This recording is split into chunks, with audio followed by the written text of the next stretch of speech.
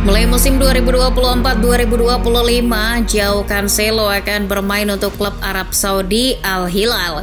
Kabar ini sebenarnya cukup disayangkan, mengingat João Cancelo merupakan pemain yang sangat dielu-elukan dalam beberapa musim kebelakang.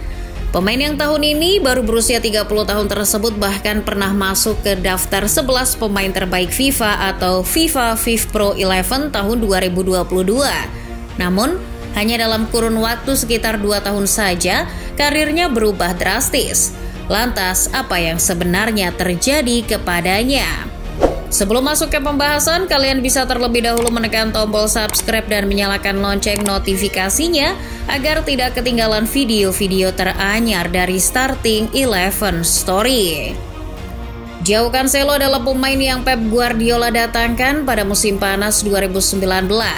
Kala itu, Pep sedang melengkapi puzzle-nya sebelum bersiap menaklukkan Eropa pada tahun 2023. Cancelo sendiri merupakan transfer tukar guling dari Juventus.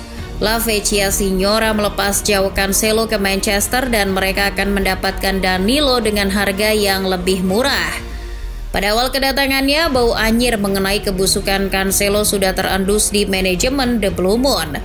Cancelo yang kala itu baru datang, ngambek dan minta dijual gara-gara jarang dimainkan. Ia hanya duduk manis di bangku cadangan melihat posisinya diisi oleh Kyle Walker. Lantas kenapa sih Cancelo kok sangat tidak sabaran? Kan dia dicadangkan juga karena keputusan taktikal untuk kepentingan bersama. Toh pada akhirnya dia juga dimainkan oleh Pep. Tapi Cancelo ini memang agak unik. Sedikit konteks saja, sejak belia, Cancelo memang salah satu pemain yang berbakat dan selalu mendapat perlakuan spesial. Pelatih mudanya di Benfica, Helder Cristóvão, adalah orang yang mengubahnya menjadi bek kanan. Cancelo kecil adalah seorang winger, namun karena Cancelo sering ngambek apabila dia tidak mendapatkan bola, akhirnya ia dipindahkan ke belakang. Untungnya eksperimen ini berhasil. Prediksi Cristóvão bahwa anak tantrum ini bakal menjadi bek sayap kelas dunia pada akhirnya juga kejadian. Dari sini saja kita sudah bisa tahu seperti apa watak Cancelo. Sialnya lagi, di klub-klub setelahnya anak berbakat ini selalu jadi pemain penting sehingga egonya pun makin meninggi. Dari Valencia, Inter hingga Juventus, nama Cancelo selalu dijadikan pilihan utama untuk masuk ke 11 pertama. Balik lagi ke Manchester City, akhirnya Cancelo dicoba dimainkan di sisi kiri agar ia tak lagi merengek. Hasilnya luar biasa. Cancelo membuat Pep Guardiola terilhami untuk menggunakan peran bernama inverted wingback. Cancelo dibebaskan untuk masuk ke lini tengah dan membantu mengalirkan bola. Dia selalu punya solusi sebelum orang lain. Ketika tak ada ruang kosong, dia bisa melihat jalur lain yang bisa dipakai untuk mengalirkan bola. Dia sangat kuat dan cepat.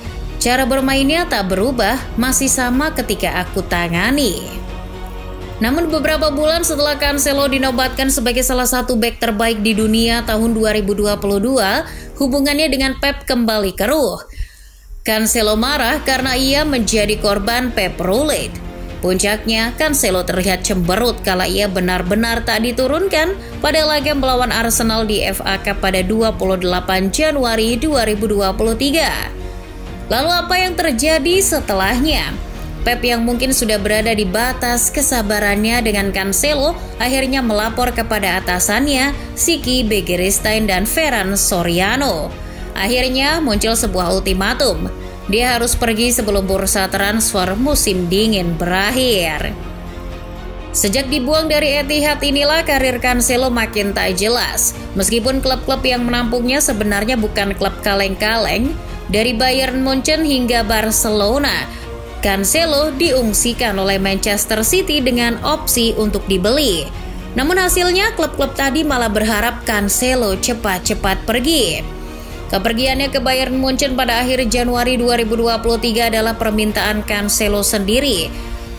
Karena manajemen The Citizens sudah cukup muak dengan kelakuannya, akhirnya mereka menawarkan pemainnya dan untungnya Julian Nagelsmann sudi menerima. Di Rotten pun diberi opsi untuk penebusan di akhir musim.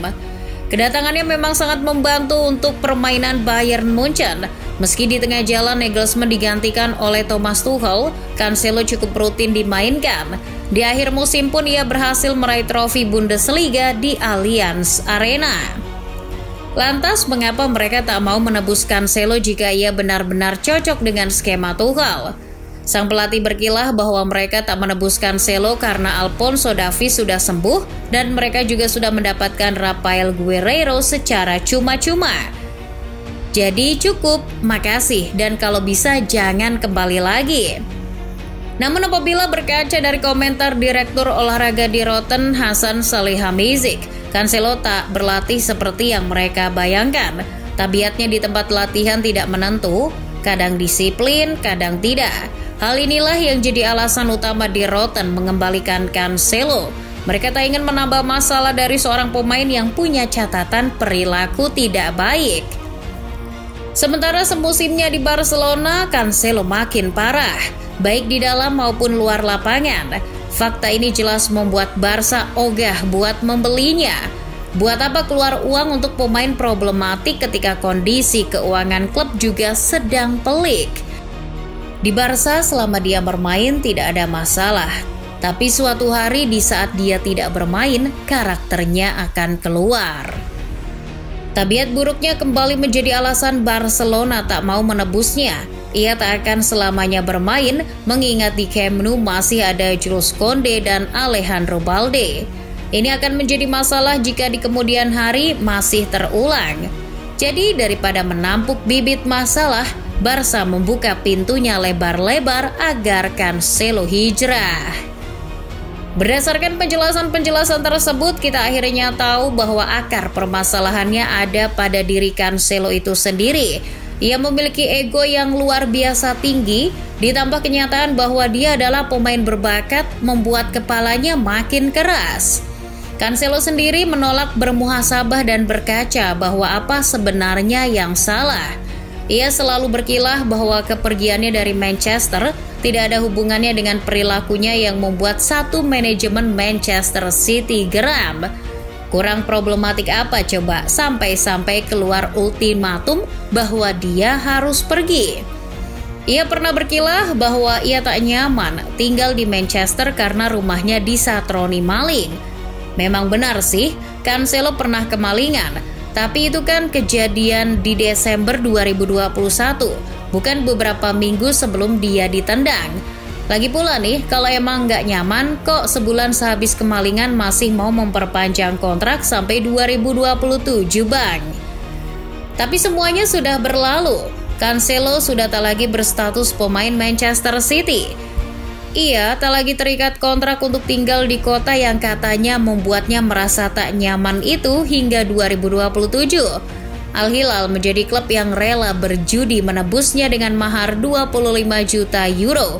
Ia ditarik ke Al Hilal oleh mantan pelatihnya, Jorge Jesus. Kini Cancelo sudah resmi bermain di Arab Saudi, sesuatu yang mungkin tak pernah terbayangkan 2-3 tahun lalu.